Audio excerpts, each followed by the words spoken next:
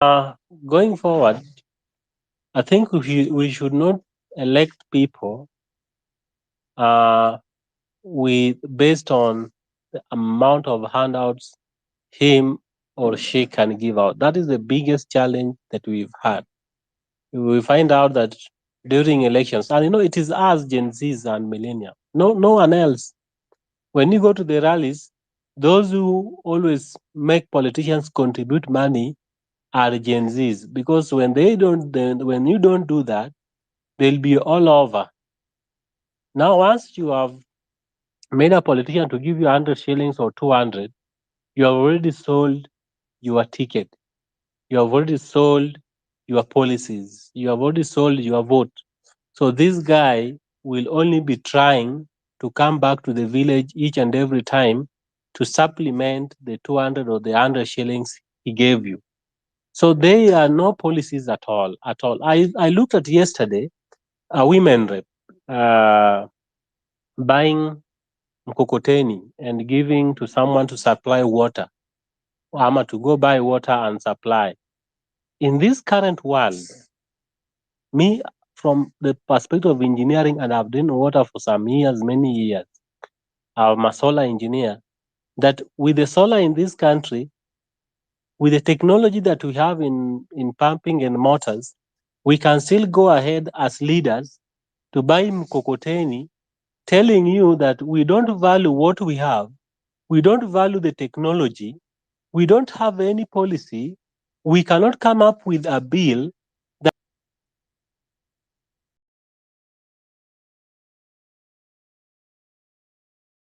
It looks like we lost you there. Oh, go As ahead, leaders, Naku. Yeah. what we can do as leaders is simply buying cocotenis and supplying. When we do such a thing, the problems in this country will never end. And actually, I'm just calling one or two people. I have a petition to Senate called a World Water Fund. World Water Fund, it takes a shape like the last mile electricity. We want to go and amend the water section, the Water Act we have of 2016, so that we have very many agencies for water, very many doing absolutely nothing, but they are consuming millions and billions of Kenya shillings.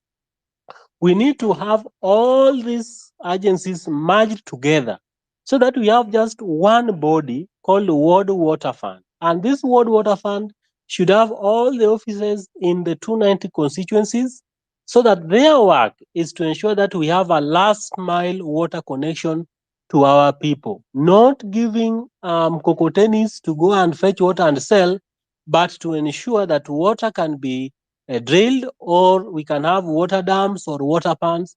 Then we can have pumps that install in those water pumps, and then we have a last mile connections to each an individual person in his home, so that in the next 10 or 15 years, every Kenyan should have water in his home as as a result of this petition.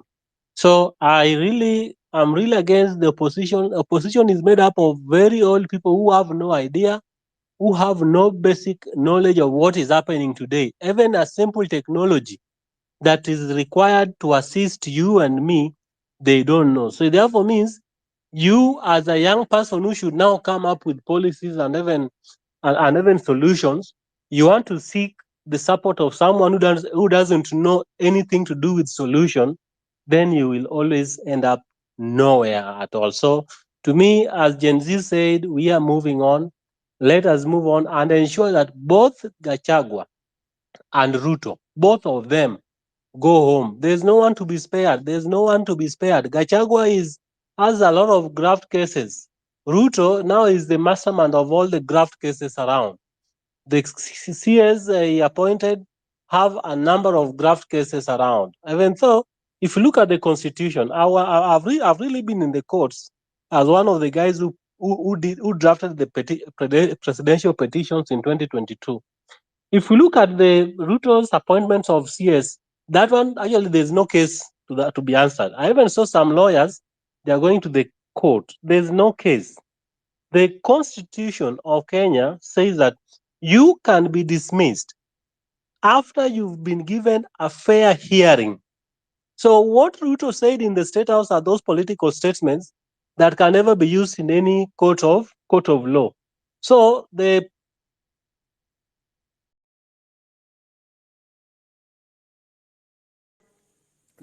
appointment in the constitution, Ruto can appoint anyone 100 times if he wishes so, and there's only instrument that can make somebody not to be reappointed again is the court or the parliament. So if the parliament have made a decision and they have passed a vote of no confidence that this person is not fit to serve in any office, then that person cannot be appointed anywhere. But what Trudeau did the other time is within the legal framework. What I know the parliament can only do is to ensure that those with the graft cases are not allowed to be to assume office. Otherwise, thank you a lot, Hillary, for this opportunity. I'll always be hearing what you guys have, even though I'm on site. Thank you. Thank you very much, Engineer Okuna. Lola, and then Penyowacho, please. Yeah, I hope you can hear me now. Yes, loud and clear, way better. Awesome, thank you. I've been waiting for this opportunity. Thank you so much, Lady Justice. Such discourse should continue and we should not stop. I just thank the new. I'm happy for the new technology that and the new generation that we are living in, whereby we have access to such platforms, because this is what is going to bring about a lot of the changes that we are seeing. Just having all these voices consolidated in one place. So, firstly, let me just say I've just been noticing a few, sentiments here and there of people trying to kind of put down what the Gen Z have done so far, making these young people feel like they have not done as much. Let me just clarify at first. Gen Z's goal was to make sure that the finance bill was rejected, which they did, and they did it so well. And then afterwards, a lot of many other things were unearthed. And I feel it will be a bit unfair if we keep on bringing up Gen Z here and there, because literally they passed the baton to Kenyans. They were like, yes, we started this, we've done it, we've showed you we can do it. It's now that this baton should be passed to Kenyans, and we should stop relying on Gen Z. These are our young people dying every day on the streets. And it's no longer Gen Z, it's now Kenyans. Even the way the media is branding this latest protest should not all be about Gen Z. They started it and we loved it. And the last 1 month has been exhilarating. I've participated in some of those demonstrations. And I can tell you, for the first time, I slept and I was like, my God, I'm on the right side of history. Like my Gen Z brother always tells me, I'm a millennial. He literally dragged me out of the house and was like, you are on the wrong side of history. What are you doing in the house? Because as a millennial, I grew up during the Moi era. We were scared out of our pants to ever even speak his name in our households. And now I'm here in a space whereby, I have a brother, Gen Z brother, who looks at me in the eye and tells me, look here, you have to be on the right side of history. These are the issues, and this is what we are going after. And they are very clear. They are very clear, unlike the demonstrations we've been seeing all these other times, being branded opposition demonstrations, which would usually end in handshakes and other agreements that we were unsure of, but we were just going with it so that we can have peace. I don't know what peace we were looking for at that time, but we were like, oh, finally, no demonstrations. But for the first time, we have agenda-based demonstrations and protests. So it's no longer a Gen Z thing. They are part of us. They're our children, they're our brothers, they're all that. So I want to commend Gen Z. I want to say the last 1 month, let nobody make you feel like you have done nothing. You guys have done something that even the the so-called opposition that has been running for a very long time, led by one very prominent Raila Odinga, has not done this. They were shocked. They were shook. They are still shook. And the main point of some of these protests necessarily is never really to achieve a particular goal, like the way we are driving agendas towards, oh, so-and-so has to be out of this, so-and-so has to be. No, because by the end of the day, by the time one agenda was done, which was reject the finance bill. We realized that there were so many other things that we started to unearth, and it's becoming overwhelming. It's becoming quite overwhelming, and we have to deal now with one issue after the other. So one issue after the other, and it can be overwhelming for all of us. You're waking up today, you're hearing about mining. Already we are dealing with corruption. Our schools are the system is disintegrating. We don't know even whether the kind of education our children are having is any quality. We used to have very standard uh, education in Kenya. It was recognized internationally. Right now, we even don't know where we are headed. Our healthcare system is in a mess. Like, it is a lot. So we don't have to put all these onto this one group of people. And we also have to agree that it doesn't have to happen today.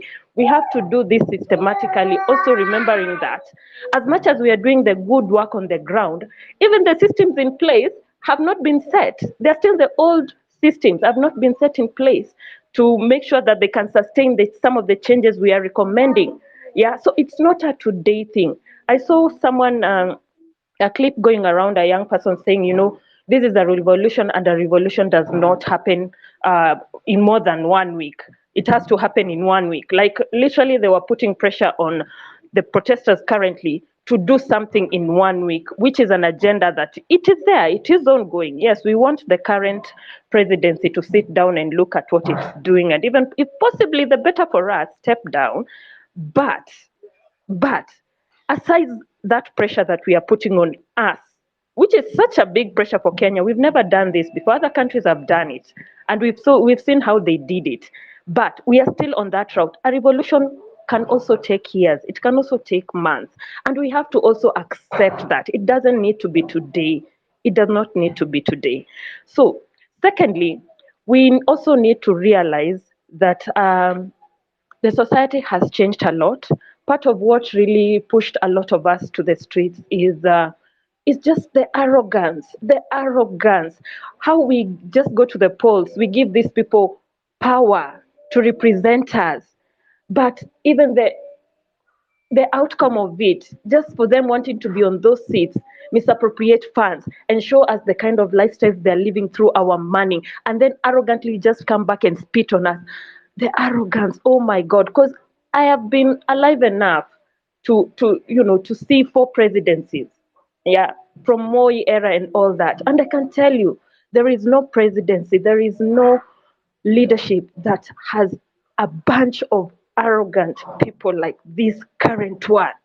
You can eat, please just eat silently. But now this is loud eating. People are literally smacking on our faces, mutadu, and the kind of anger that is in us, it is boiling. And I really commend this kind of organization that is going on, the protests that are going on, because that kind of anger can drive us to do things that we do not want to do. But the kind of self-control that we've had so far is something that I need to also applaud. People have really controlled themselves, because that anger can burn a country down. And we are not only angry down here, even up there, the leadership is angry, because in Kenya, any transition, any leadership transition, after elections, it's always they've already organized themselves. This is how we're gonna eat. This is our section. This is our time. And this kind of this leadership currently is like, oh my God, what is happening? The awakening is shaking them, because now they don't know where to start. They're like, oh my God, what is happening? We are not gonna eat. It's our turn, but it looks like we are not gonna eat. And it's true. Right now, someone tries to put that spoon in their mouth, we hit it. Let that food spill, but you're not continuing to eat our food. We're not letting you continue to do that. So I want every Kenyan to sleep and wake up knowing that we are doing something. And I want us to remember, Gen Zs have passed the baton. Yes, they're with us, but it's no longer about them. It is no longer about them. It's all of us who are in the streets right now. It's no longer a generation thing. It is all of us in the streets. Let me also mention a few other things that I'm noting here and there in this protesting, movement. There is no humanity in our leadership. There is no humanity in our leadership, and our children are dying each and every day. There is a lot of propaganda going on. We are unsure. We also have to accept that our mental health are being affected each and every day. I can literally say yesterday I did not sleep. What has been happening in Zimmerman? And we are not sure. We will never be sure because things that happen in the dark, things that happen in the dark sometimes are never clear during the day. You know, we are never what happened in Githurai. We will never be sure. You know, and we are noticing a trend whereby we are all in the streets during the day, but certain areas are targeted to be hit. And I'm talking about the slum areas, which is quite ironical because this government came into power with the promise of the hustler nation. But you're going back to kick the same hustler nation. I don't know why there are no other areas always being hit once we protest. It's certain particular areas that are zoned in and they are focused. It's like blood has to be poured. It's like someone's anger has to be appeased through blood pouring. I don't know whether you guys are noticing that trend. Yes, Yeah. yes. Thank you, Lola. Yeah. Yeah. So, Lady Justice, I'm really happy for the platform, and let's continue this particular discourse. So let me just leave it at that. But so far, so good. Thank you Asante so much. sana. Yeah. Asante sana for the contribution. Oh, Mm. Pinyo Wacho disappeared. Ooh, looks like Pinyo Wacho has gone to work. Let's go to Sudi Musa, please. 3 minutes. Sudi Musa, are you there? Unmute your microphone, please.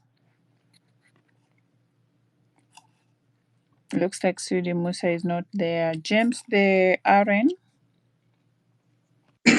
Good morning, everyone. I'm happy to be given this opportunity to speak. Let me first say that the topic is good, but there are some things you have to understand and highlight first. I'm a millennial too. I've listened to Lola. I'm a millennial too. So also me, I had an opportunity to undergo the transition of all those presidencies that have been governing this country of ours. Let me say first that since when I came to understand politics, we have never been having any opposition at any given time. Kenya has been governed for so long without opposition because most of the people that we termed as opposition, in real sense, they are not opposition. They are people who really take advantage of the position that we put them, and they always work in conniving with the government of the day to loot from us and to sustain their political agenda and their political class. But having said that, I do not discourage or despise anyone who would like to join Gen Zs and the millennium, as long as you are a Kenyan who is fighting bad governance, who is fighting corruption, and all sort of things, bad things that have been happening in this country of ours. And regardless of your age, and you are buying the idea of having a good country, you are welcomed as an individual, but not as a party.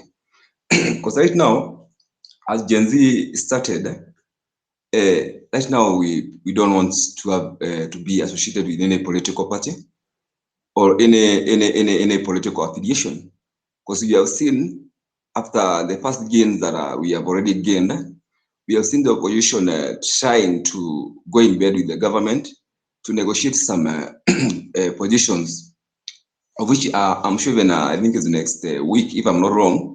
Some of the ministers are going to be announced by the president, and those ministers are coming from the side of opposition.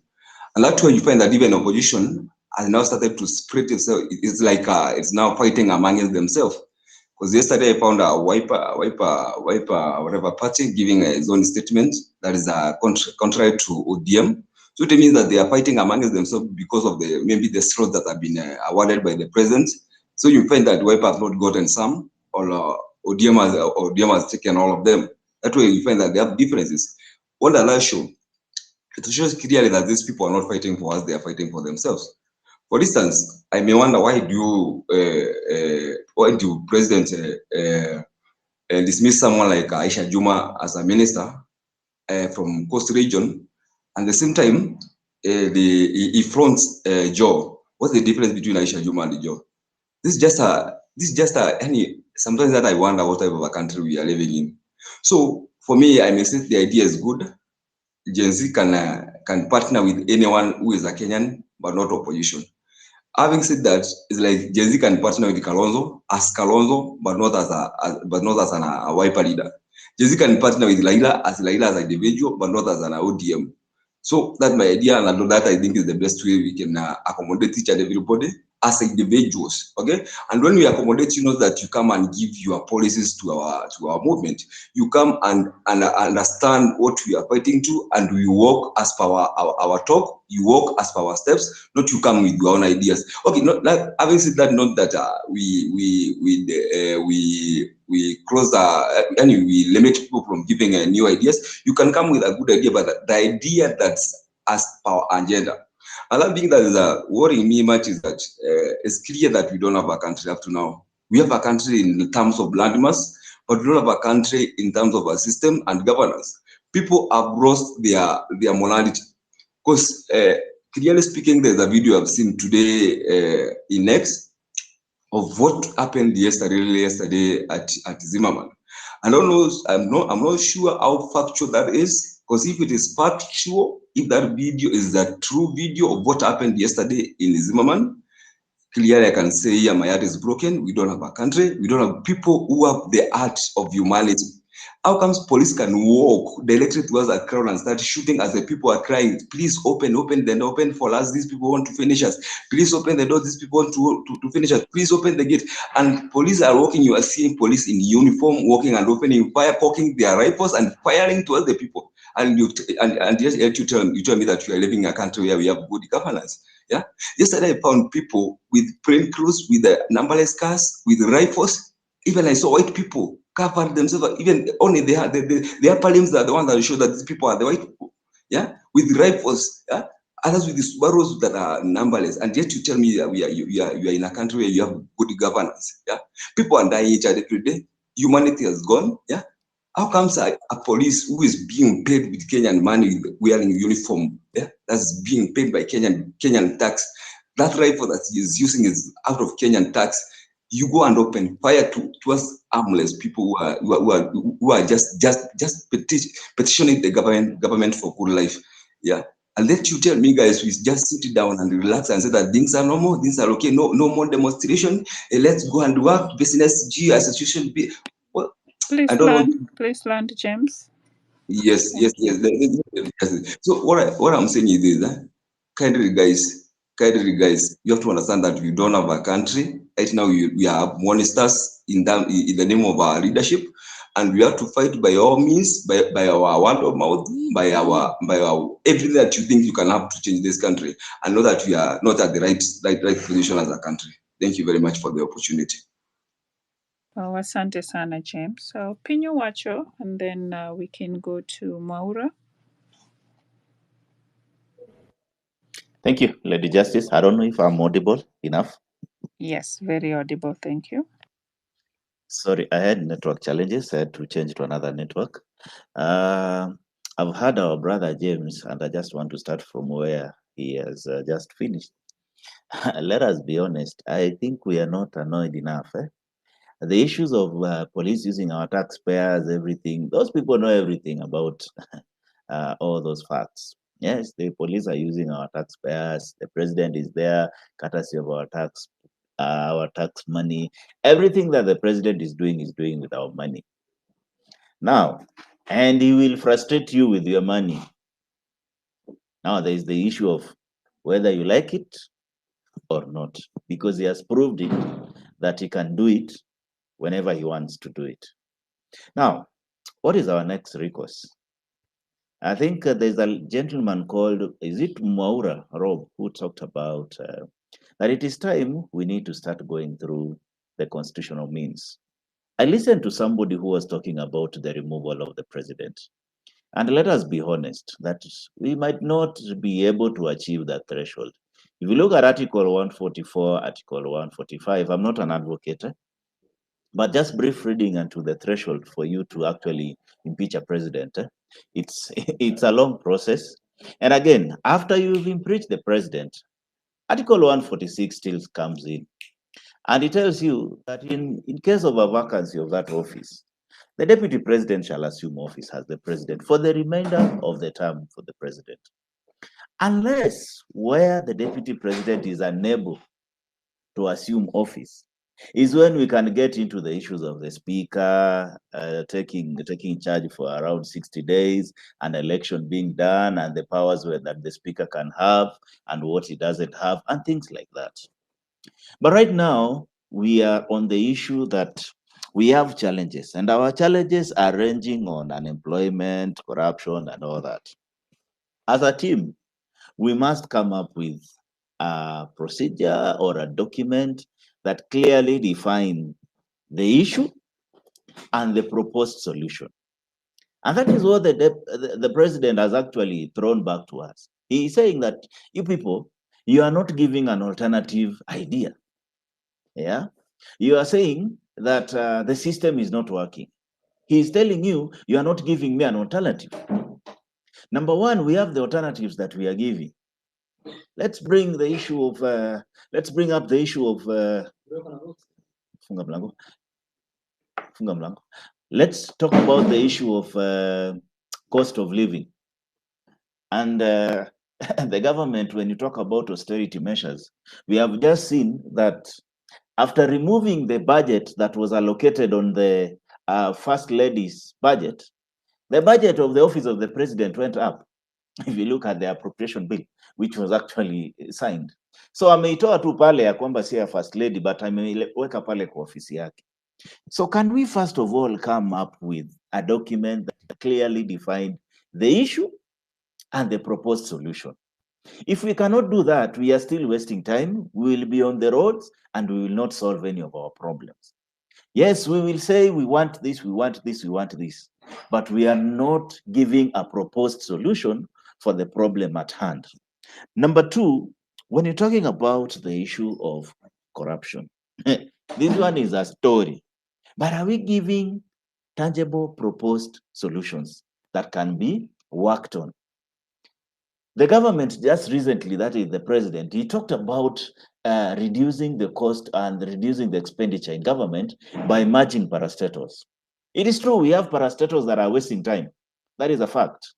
We have parastatals that, even if you ask me, if you ask them what they do for the whole year, there is one parastatal called a privatization commission. So if there are no organization to be privatized, that organization will just eat money and life continues. So that's I think that we really need to bring up to the president. We have NCA. I am sorry for the engineers who are here. What is NCA doing apart from registering contractors and marking buildings X? Actually, some of the buildings that are fallen, the NCA approved for them to be constructed. So those are the organizations that I'll ask myself, do we really need them? Let's get to our Department of Roads. How many parastatals are under roads? 3 parastatals. Actually, add Kenya Roads Board, we'll make it 4. Do we really need 4 parastatals to manage our roads? Kenha, Kura, Kera, and Kenya Roads Board. Kenya Roads Board, its work is just to disperse money to the 3 other parastatals. So is that the only work that they are doing for the whole year?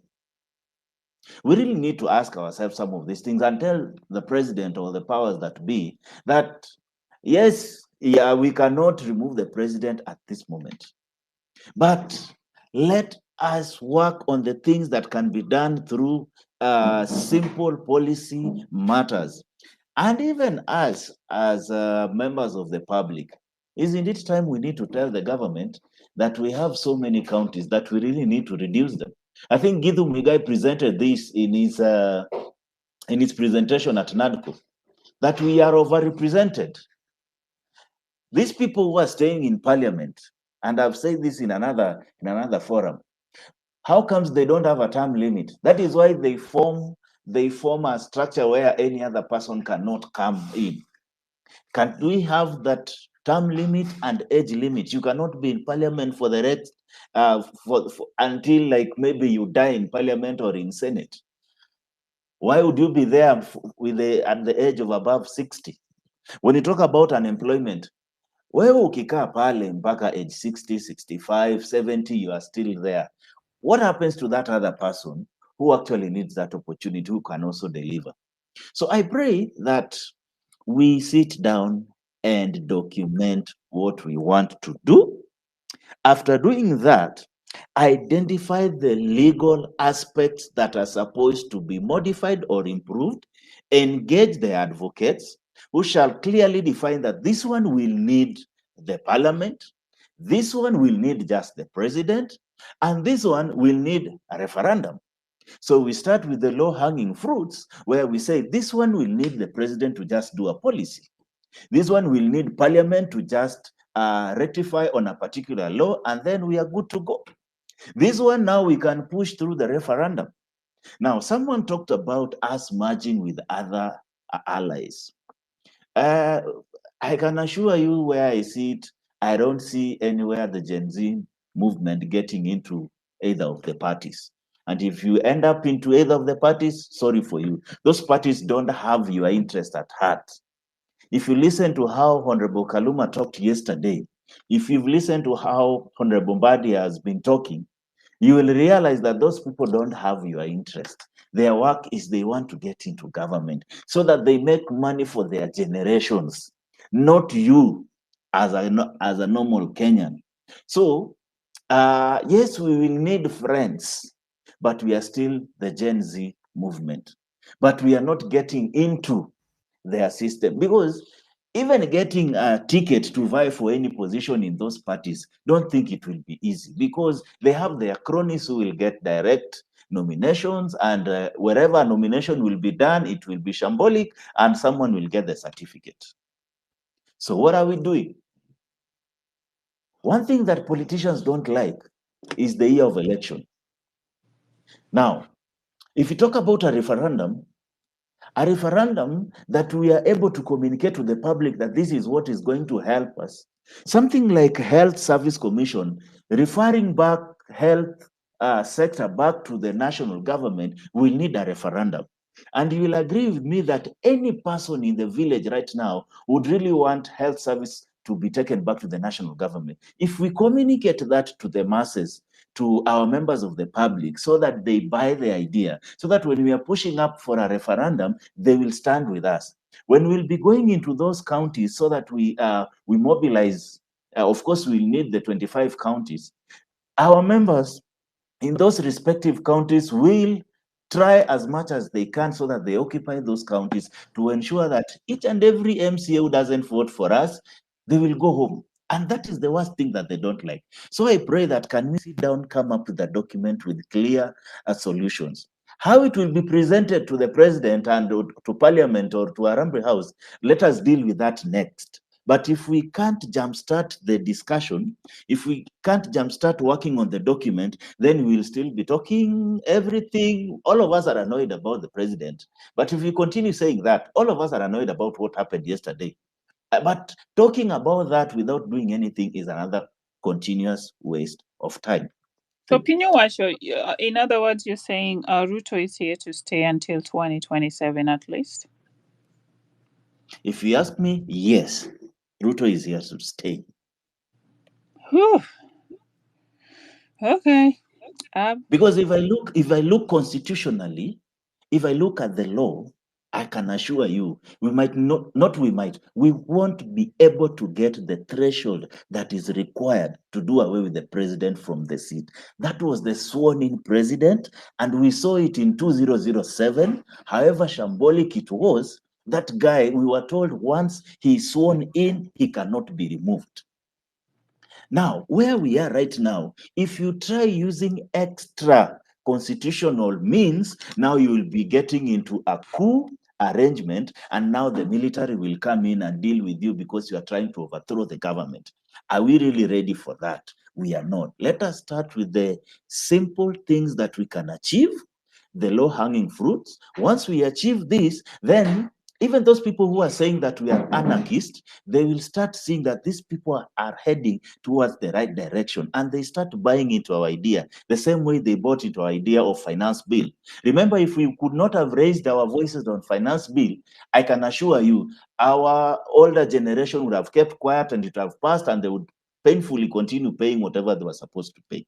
So let them buy into our idea first, work on a document, sell the document. When these people buy the idea, then we'll have gotten the masses and the energy to move forward. We might not be able to sustain demonstrations for maybe for the next 2 months. We won't be able to do that.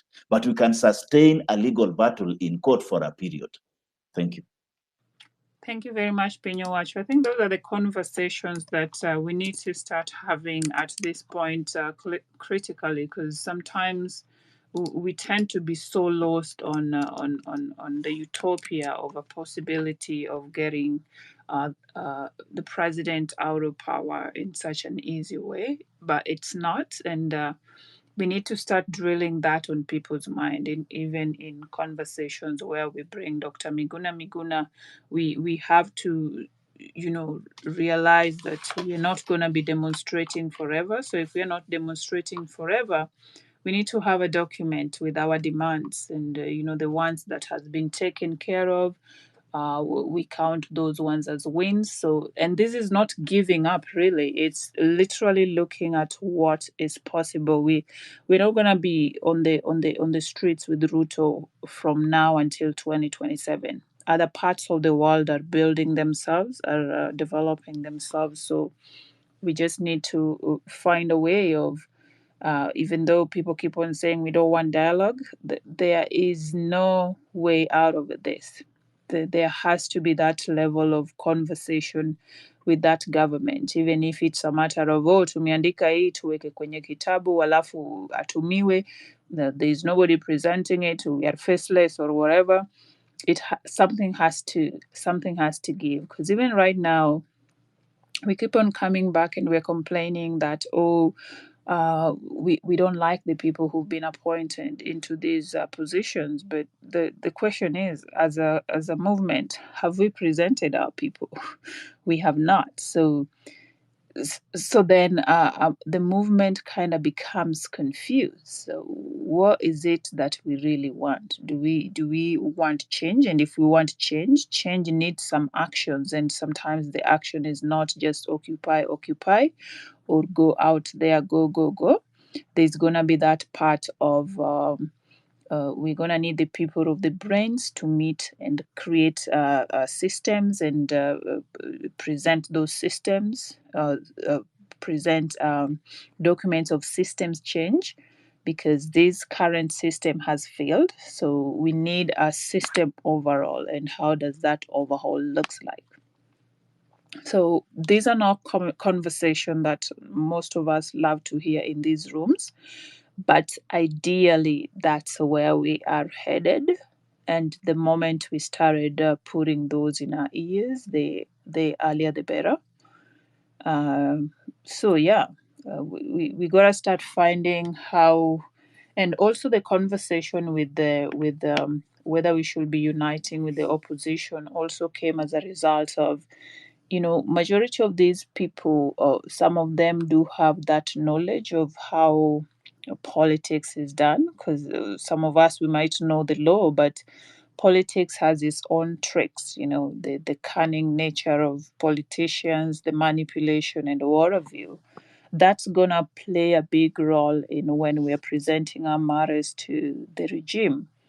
And we thought that having people like people who have experience in their in the game could really make a big difference into the next steps forward. Please go ahead, Pinyowacho, and then we'll pass it to Roslyn. Yeah, go ahead. Thank you. For a Apologies. minute. No worries. Apologies on that. Now, you've just talked about the list that has been presented for cabinet secretaries. And I asked this in another forum. And if you look at Article 10 of our Constitution, it clearly talks about the inclusivity. It talks about social equity, inclusiveness. Now, if you look at the list that was presented for 11 members of the cabinet, clearly 6 are from a particular ethnic community. Now, we are saying don't pass recycled, but we have not gone to court so that that process be stopped before it gets to parliament. Remember, parliament, the court might not be able to stop the process when it will now have started in parliament. They might not be able to stop it because they always feel there is that segregation of powers, that the court cannot interfere with their internal process. But we can stop the list and tell the government that this is a constitutional issue. Yeah, it is not a procedural or a political issue. Yeah, we say that the list that you've presented does not reflect the image of the country. We have 42 ethnic communities. Why would we have a list of 11 having six having six from one particular ethnic community? Even if we still don't have the 22, 6 is more than enough. Even 6 out of 22 is still more than enough. Actually, out of the 22 maximum that we are supposed to be having in the cabinet, actually they should not be having more than 2 from the same ethnic community. So I don't think if our whining and complaining will really make some of these things. So if these people hear that, hey, there is a petition against this particular, there's a petition against the list, a constitutional petition, and then we file it in High Court. Then, you see, when we are talking about a constitutional issue, even if it's parliament that is going through it, if it's a constitutional issue, the court can stop a process. But if it is just these normal procedural and political issues, the courts might not be able to stop. Like you remember the issues of impeachment of the governor from, I think, is it Meru or Embu? I think Mwangaza. Yeah. At some point, someone tried to stop the process, but they were told that is a political parliamentary process. But when there are constitutional issues that come into play, the courts can pronounce itself. How I wish that someone, because you need some financial muscle for you to actually challenge that, for you to actually file that in court. If we're able to do that, we get a legal expert to draft for us a petition that goes to parliament before the 28 days start. Well and good, we can be somewhere. Today, someone talked about next week. I've seen already there is a notice for a press briefing. He is going to announce the remaining part of the cabinet. So if we continue whining and spending time, we will waste a lot of time. Thank you. Asante sana Pinyo Wacho. Roslyn, please go ahead. Thank you. I hope I'm audible enough. Roslyn, please unmute yourself and submit. Yes. Can you hear me? Looks like Hello? Roslyn is not there. Abdul Raham, Yeah. and then Maura. Roslyn is there. Oh, Roslyn is Yes, there. yes. Okay, go ahead, Yes. Roslyn. Thank you. All right. Thank you for the opportunity. I'll actually just pick up from where the previous speakers have highlighted our need to focus on the constitution and legal processes. I'll give an example of the current debt situation that we have, that one of the clauses that was expunged was the parliament's oversight of the debt situation, and that's where we've seen the executive borrowing at will and taking the national debt from a level of about 2.8 trillion to the current level of 11.8 trillion. So the fact is that unless this is challenged constitutionally, we will still see the executive taking on more debt, and we've seen the serious implications of that on the purchasing power of Kenyans, on the ability to do business, and the overall social cohesion of the country. So our power, if at all we are ready to use it, let's put more energy again on the constitution, because we will be drained by politics. We will be drained by politicians. We will be drained by the things they have done and the things that will come to light. If you dedicate or even just scroll for at least half an hour to 1 hour on different social platforms, you will come across one scandal after another. Money that was allocated to a project, the project was either not done, or the suppliers were not paid, or at the end of the day, you just see there was more money spent on the launch than the actual project. We've seen more, we've seen politicians spend more on launch events for things like boreholes than the actual borehole itself. So it comes back to the constitution and the governance of this process, because if the politicians will still have the right to spend money at their own discretion, taxpayer funding at their own discretion, then it means whoever else is coming into these positions will still have the same ability to misuse taxpayer funds. So we need to submit our petitions in, the courts. And in as much as, yes, we've had fractured trust in the judicial system, I believe there's still room for us to petition and to take the articles of constitution to restrict the power of both the executive and the parliamentary organs to spend taxpayer funds without checks and balances.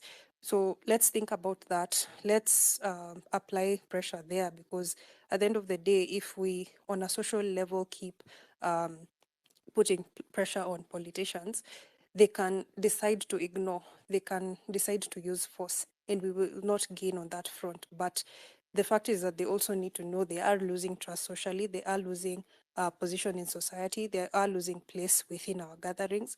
But on the other hand, it needs to be written in law that their abilities will be curtailed.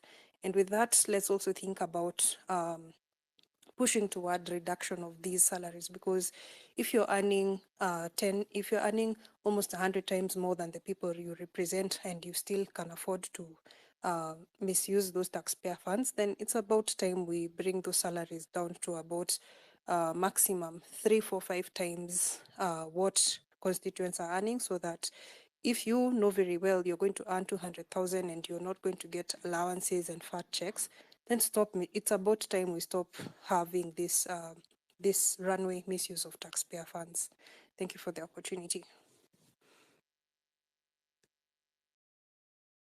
Submission. Maura, please go ahead. Yes, hello, you can hear me? Yes. Okay, thank you. Yeah, I'm going to look at things from a different perspective. A lot has been said by people concerning what needs to be done, but I want to talk something that has not been talked yet, and this is about the kind of thing that I would like to see happening in Kenya, or the kind of a country I would like to see Kenya be. Now, number one, if let's say I'm going to talk about this from a businessman's perspective.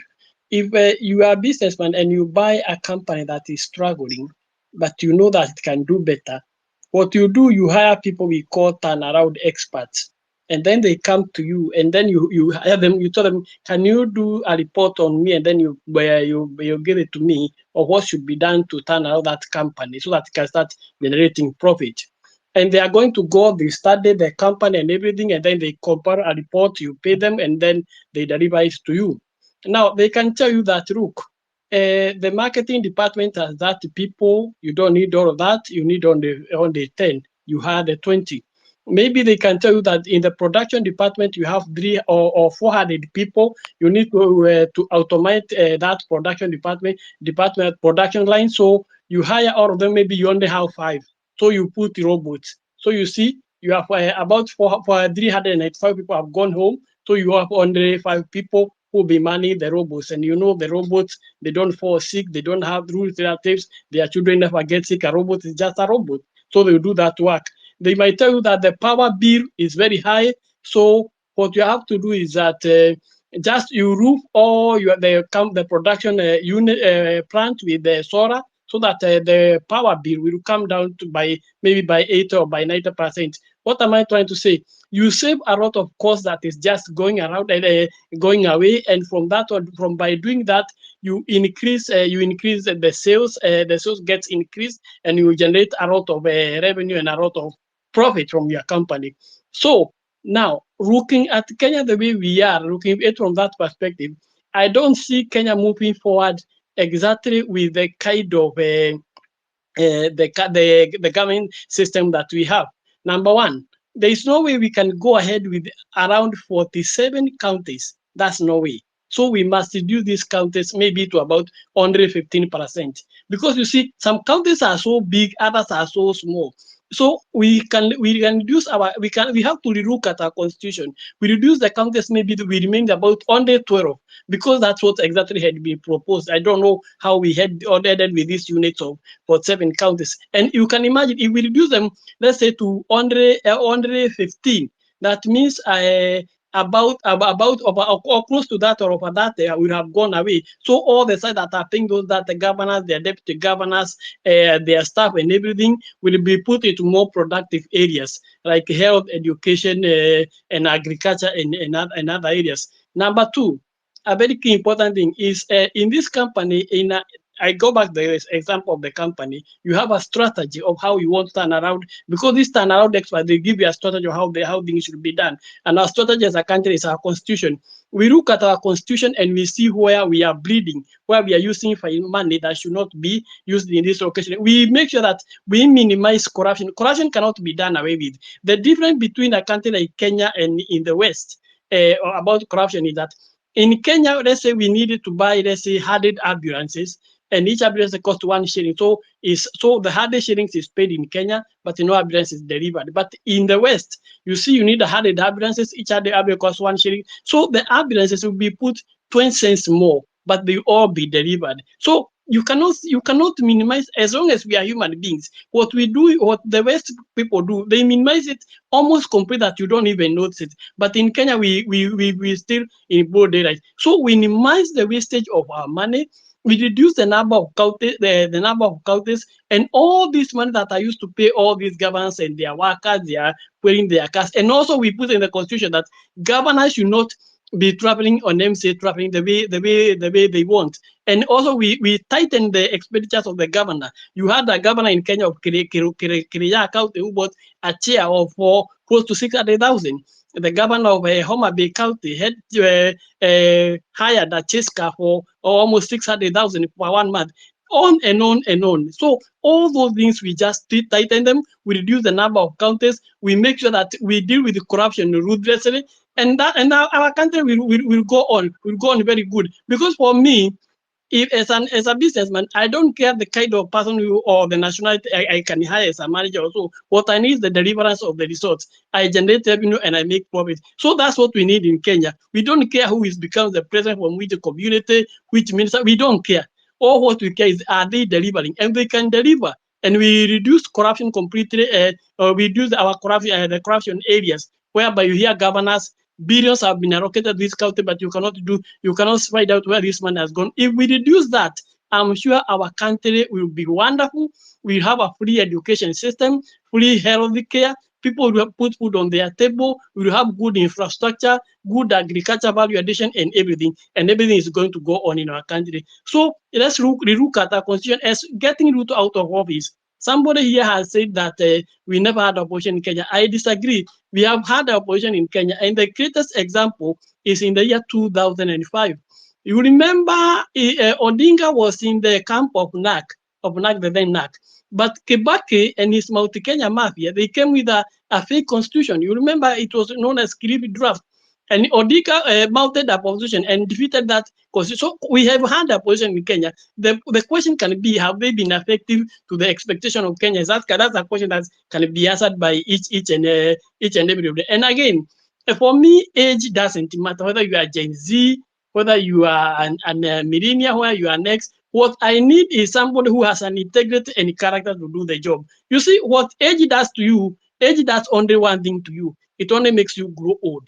That's all, nothing more. It is a question of what do you acquire around the years that you are going in? What knowledge, what wisdom, what understanding do you get? And that's why you see a child of 22 can think better than a man of 50. Just the same way as somebody of 48 years can be much wise and much better than somebody of 23 years. So age for me doesn't matter. What matters is what kind of a character is this person, what kind of an integrity does this person possess. And if you possess the right integrity, qualities and such, this person we can have him as a leader. So being young, being old for me is not a question. Look at the youthful MP we sent to parliament. They are the ones who are vomiting on our shoes. You look somebody like a Moro MP, the chair of the budget. These are youth.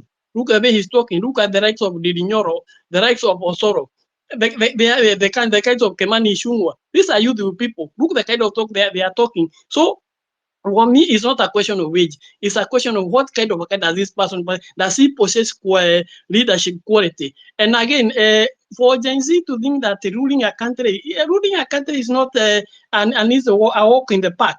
Because you need a lot of things to put in condition. You have to do with the international community. You have to look at the whole country. How do you want the whole country to function? How do you hire people? How do you take care of the security, the health, the education? It's not an easy walk in the park. So we need to sit down and reconsider. But until we look at our constitution, we see the loopholes of corruption and everything, we are heading nowhere as a country. Thank you very much. Thank you very much, Maura. Let's go to Ogwangakeu, then Jimmy, please. Yes, how is everyone? Awesome, thank you. Yeah, I've been listening for a while now. Guys, I think Kenya, we have the best systems, best policies, best laws that are there. We also have the most educated guys in the country who have sat down to formalize everything that is currently being used in any organization and institution. When we talk about going back to sit down and think about policy, we must know the three arms of government, despite being documented as independent, they are not independent. And that is why we have a lot of struggle in this country. I think being born in 80s, I'm a millennial as per se, I've seen a lot of things in political grounds starting from 1992 all the way until now. I can tell you the problem and the biggest mistake that Kenyans are making during election is to check the portfolio, the professional portfolio that these politicians have and how long have they served in the government to be elected as a leader. And that is where the mess is. Two, politicians are elected based on their affiliations. You are allied to who and you are supporting which party. So when you go there, you don't go with an idea of supporting your constituents or constituency as a whole to grow, but to feed your master. The speaker who has just left talked about these young, vibrant youths in politics who are MPs.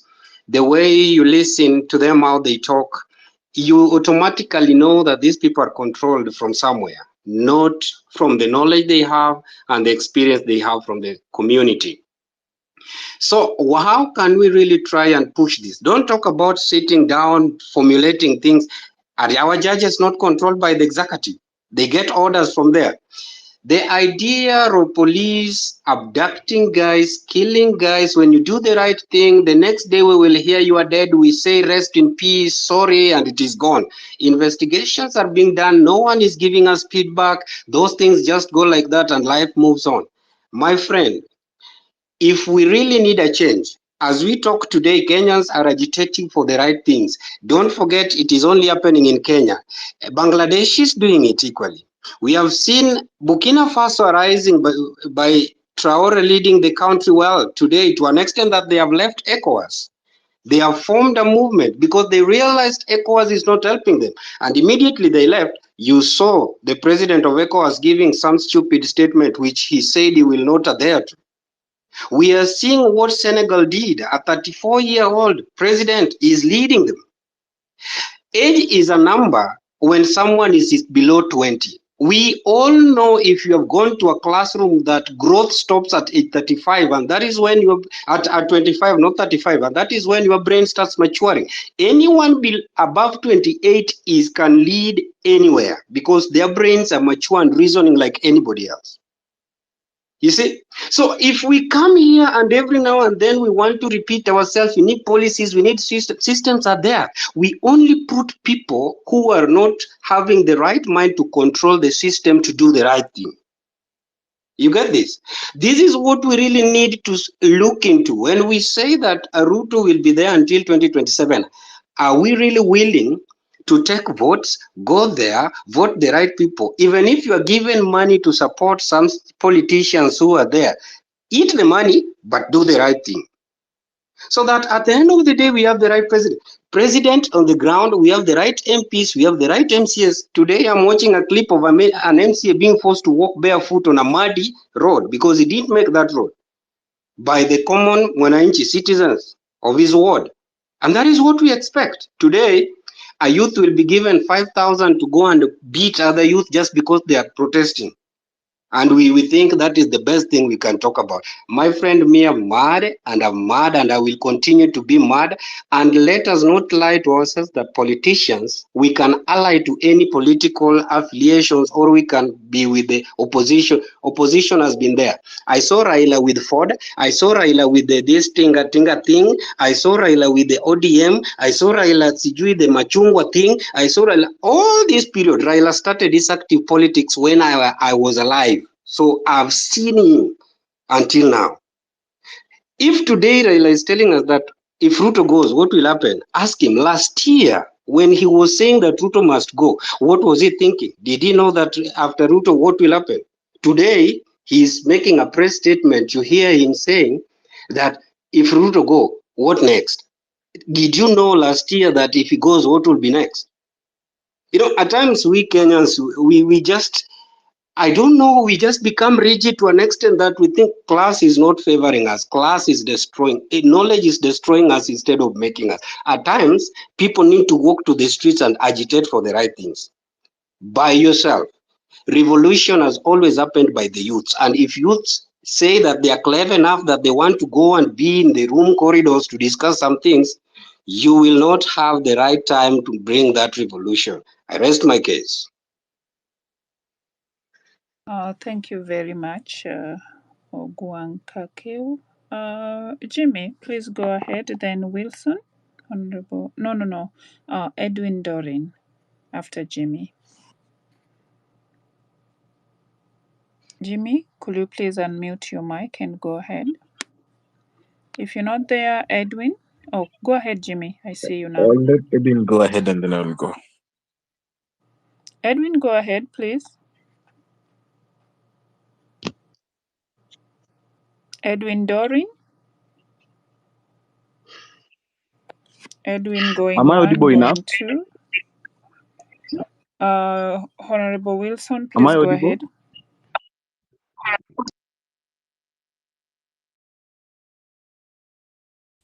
Yes, good afternoon. Jumbo, go ahead. Your volume is a little bit low. Okay, sijui kama naweza ongea na Kiswahili. Oh yeah, ongea na lugha yoyote. Oh, mimi kwanza nimekasirika. Like vile naona vitu zina happen kwa hii country, mazemi nimekasirika kama muyouth. Sisi ni maengineer, tuko huko nje, hakuna kazi. Watu wanapea tu wazee kazi. Alafu tukiongea inasemekana sisi ni criminals, tunapigwa risasi. Tunafungiwa. Manze hapana. Itabidi sasa tutokee, we come huko kwa hizo vitu zao ndio watusikie. Sasa inakaa tukienda mara moja, tuende tena wanaona tuko na mchezo. Wanaona ni kama tuna joke. So mimi from my side nimesema nitakam, even if it take a whole week. We have to push this. Thank you. Asante sana. Let's go to Edwin, please. Yes, Madam Justice. Can you hear 3 me? minutes, please. Yes, I can hear you now. Okay, Madam Justice. On my view, on this matter of unity with opposition,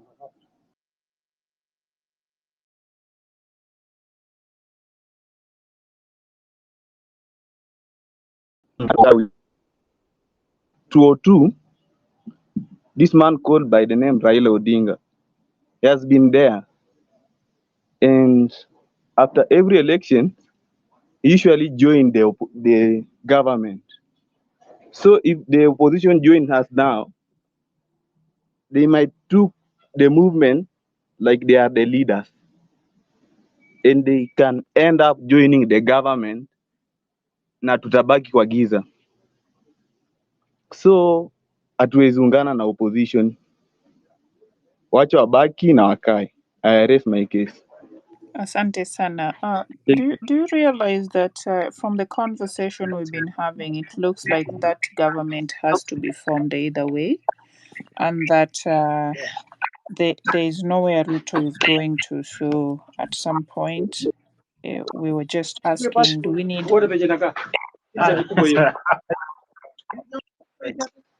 Sawa, the next speaker is gonna be Kevin, Kenyan King. Yes. Can you hear me? Yes, I can hear you. Go ahead. First, about the issue of the opposition, I usually view like the Kenyan opposition is just like puppets because they are being used by the government all the time. Like as the Gen Zs, if we go and if we go and be with the oppositions, there's no we can go because all the time, like if we take Honorable Raila Odinga, all the time he has been with the opposition and at the end joining the government. But what fruit do we gain from it? Nothing. And then we are the people who will later on come and suffer ourselves. So as the Gen Zs, we cannot unite with the opposition. We'll just stand and fight our own fight. And at the end, we know that at least there is a fruit that we'll gain. And when we say about removing the president, it may be difficult sometimes because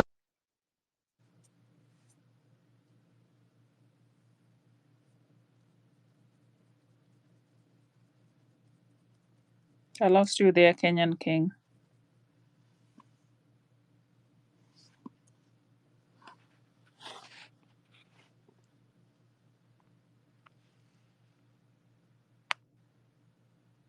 Kenyan King, what? umepotea. Oh, Go ahead. sorry, I was saying, Yeah. like removing President Ruto from the seat is really difficult sometimes because and let's say like if we assume like the army taking the position now after removing the president, it will be we are the people who sometimes will suffer because let's take an example, the army leading, and the army will have like three categories: one supporting the citizens, the other one who has got their own task, they want to satisfy themselves, and the other party of the army will be like the opposition. So all of them will want to take the seat, but later on they won't be in an agreement, so it will be war, and we are the people who will suffer as a country. And then in the third thing is about the corruption in Kenya. The corruption rate in Kenya is so high. Like for example, in the let's say like choosing leaders.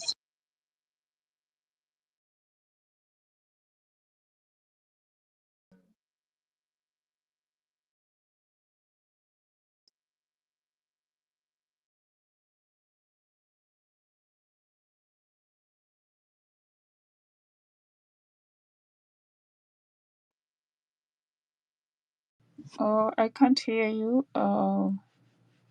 Kenyan King. I'm gonna go to Ken Wakia, please. Oh, not Ken, but who do I have here? Frank, please go ahead. Kenyan, ulipotea hapo kidogo. Hebu malizia. Your microphone is acting up. Okay, what I was saying, Yeah. like what I witnessed in the last election, like as youths and even the millennials and the Gen Zs, like you might find someone going to vote, saying that I'll give someone my vote because he or she gave me like 500 shillings, not knowing that person does not have the leadership capability. Do you know the money? Do you know the money that he or she spends on you? Is they will return it in the next 1 year. Later on you'll be suffering, and you won't eat that 500 for the next 5 years. It will just get finished in the last minute. Let's say the same day. So it will be difficult. Like we should change our mentality and capability as the youths and as the citizens of Kenya. We choose the correct leader. We should not see how many times he or she has been campaigning, but we should see like the let's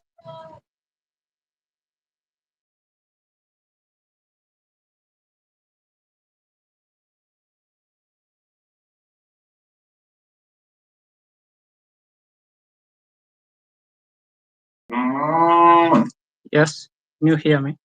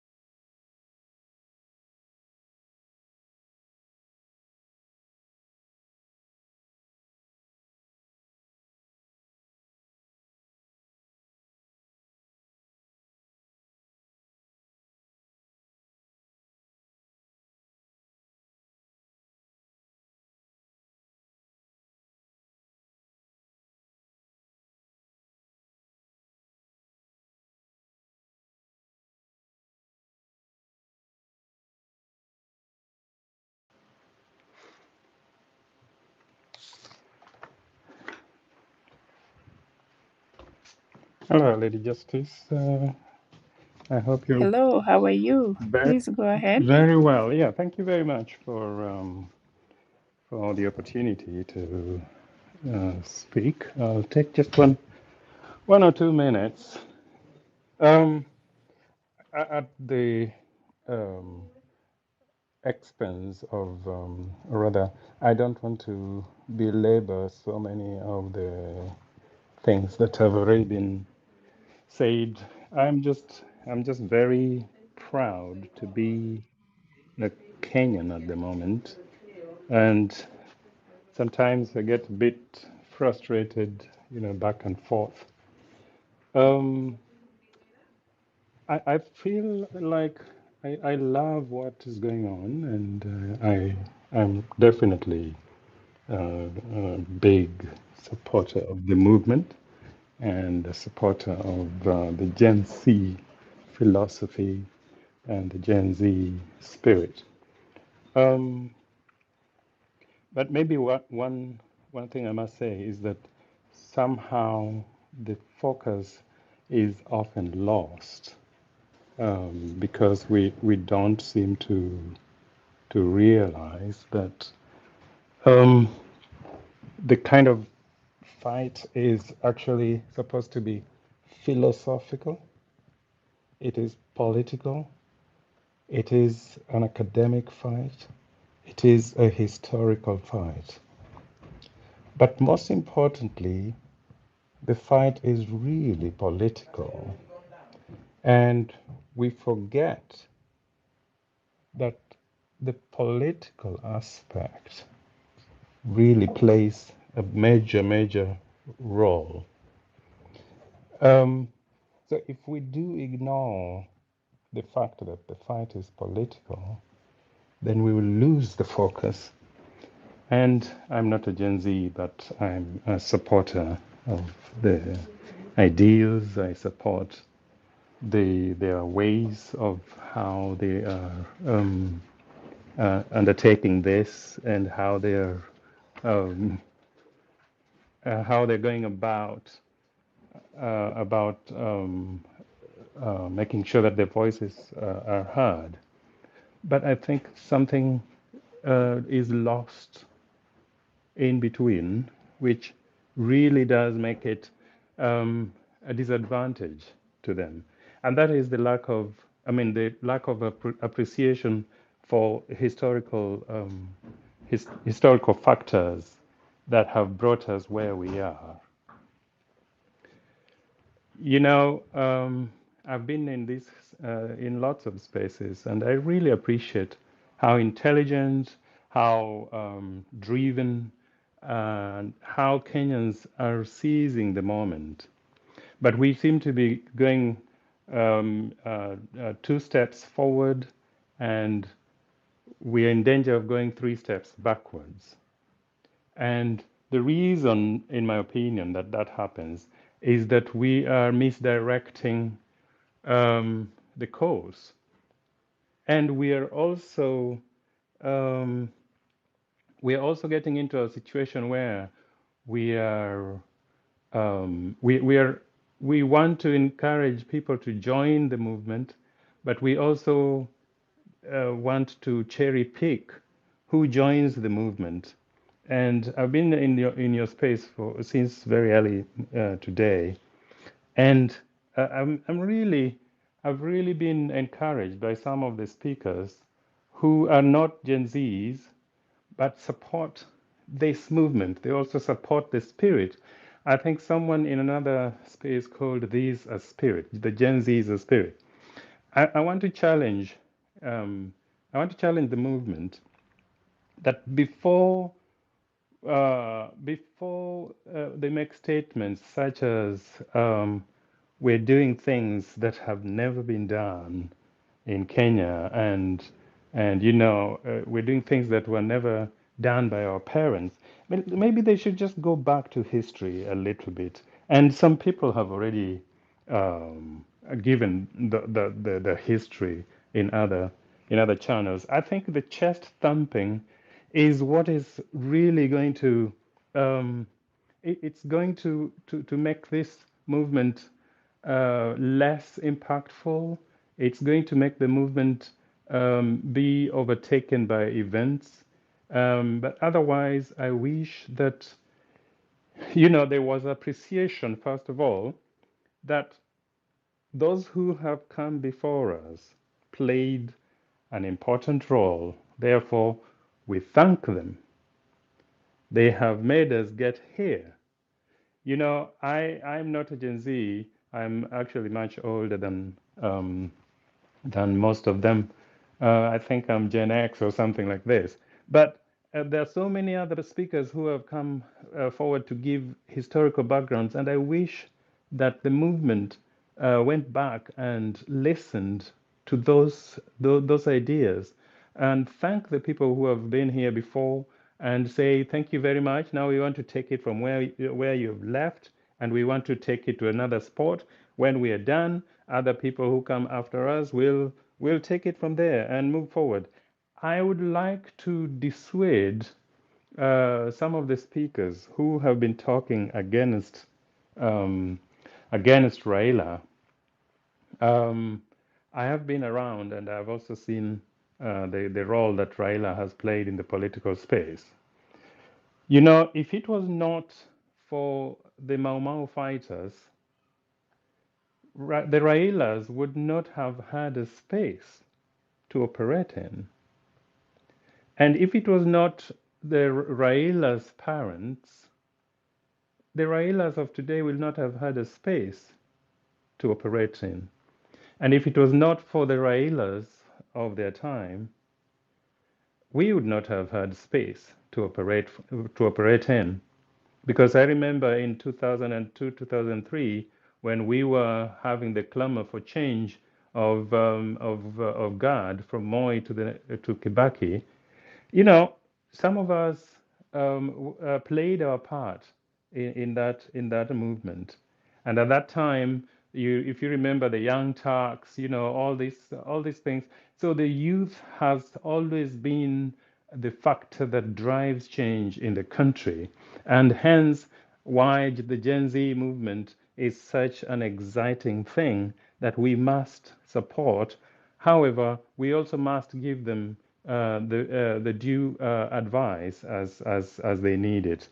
And I would just beseech that before some statements are made, which make some of us feel like this movement is no longer for me, it's no longer for my interest, and therefore as I think it's you, Lady Justice, who said earlier on that the movement is gaining enemies left, right, and center instead of gaining friends left, right, and center. And I think That's really the way to go. Because in any case, maybe the first thing that the movement needs to do is to have some sort of research to find out when they speak about Gen Z, how many people are in that space. Do we have whatever million? Okay, it is said that the youth is about 60% of the population, but are all the youths Gen Zs?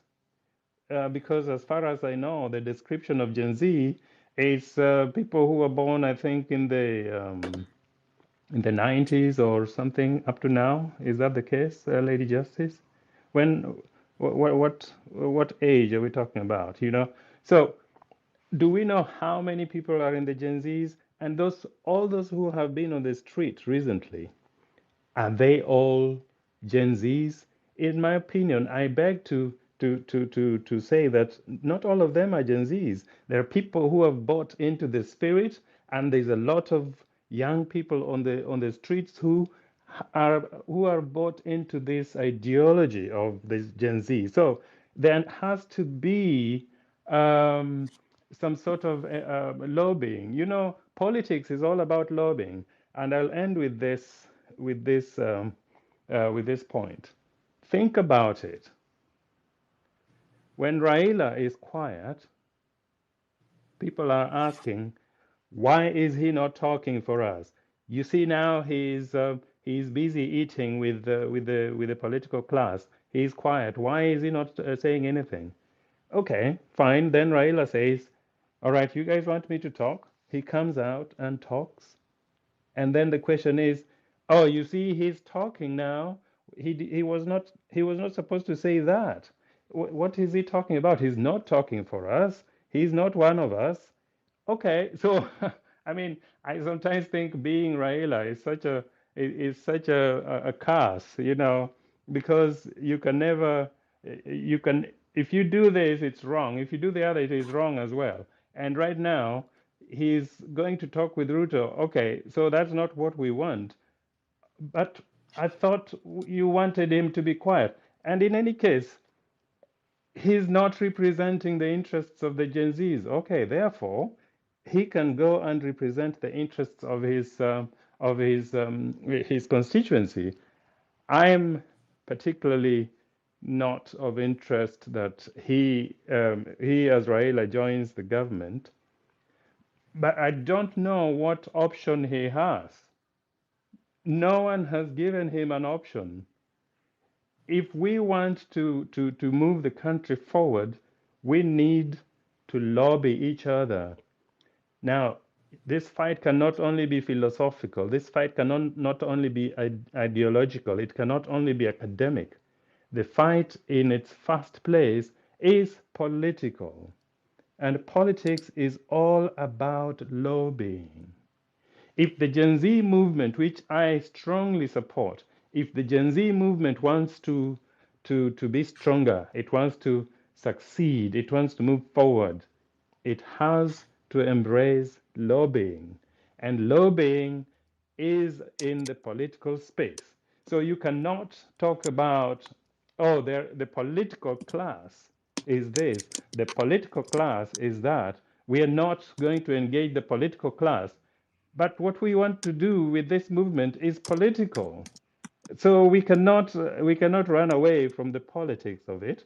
We need to find political solutions to the country. When we sorry, I said I was ending with one point and then I've ranted through. It's because I'm so invested in in the Kenyan, going forward, that I lose sleep listening to all these spaces. I'm constantly on spaces and hearing lots of opinions that I have no sleep lately.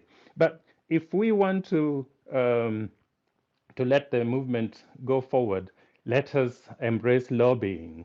Now, people are blaming Raila for every time joining the government. Every time he loses elections, he joins government, which is questionable whether he has been losing those elections or they've been being stolen, or that is a question for another day. But think about the Kenyan culture, where the winner takes it all. What are you going to do? Because we are in Africa. There is really no strong oppositional ideologies. You know, the parties are not ideological. Parties are very fragile things that are neither here nor there. In fact, I dare challenge the people I've been hearing in other spaces, you know, embracing the likes of Okia Umtata, Meguna, you know, another one is called Dr. I don't know, Okurwa Okot. And we speak so highly of these people, except what we don't know is, you know, what happened between Meguna and Raila. Okay, he has it in his book. I haven't read it. What happened between Meguna and Ruto?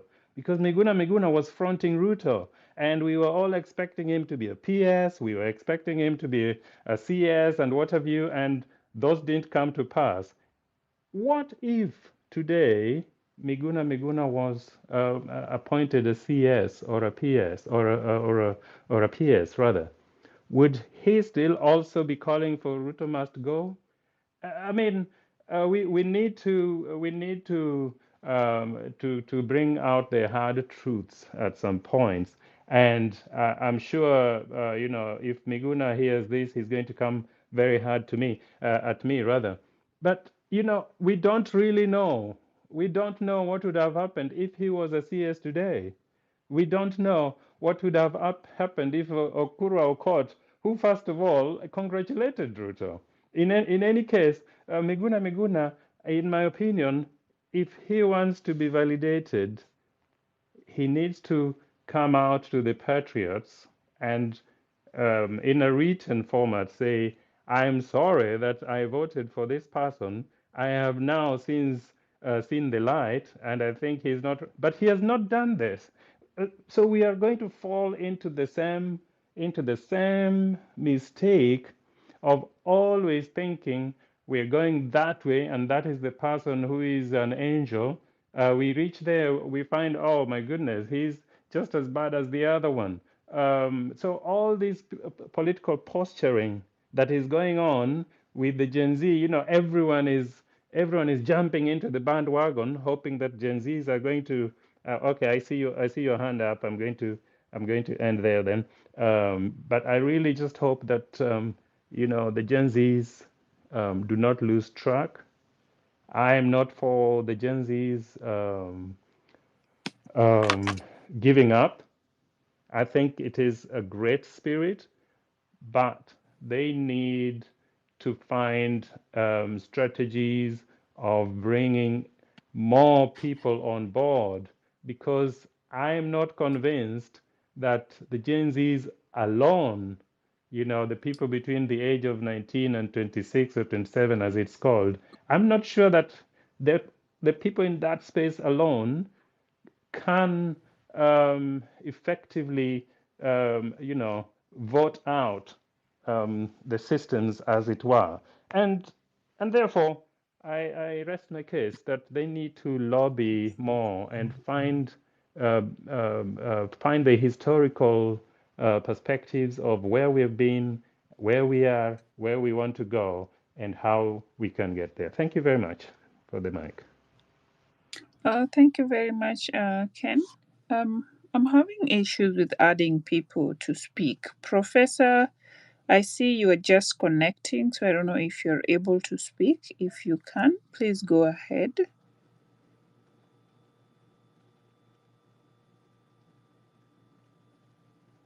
In my end, it just looks like it's connecting, and it looks like Hillary is now asleep.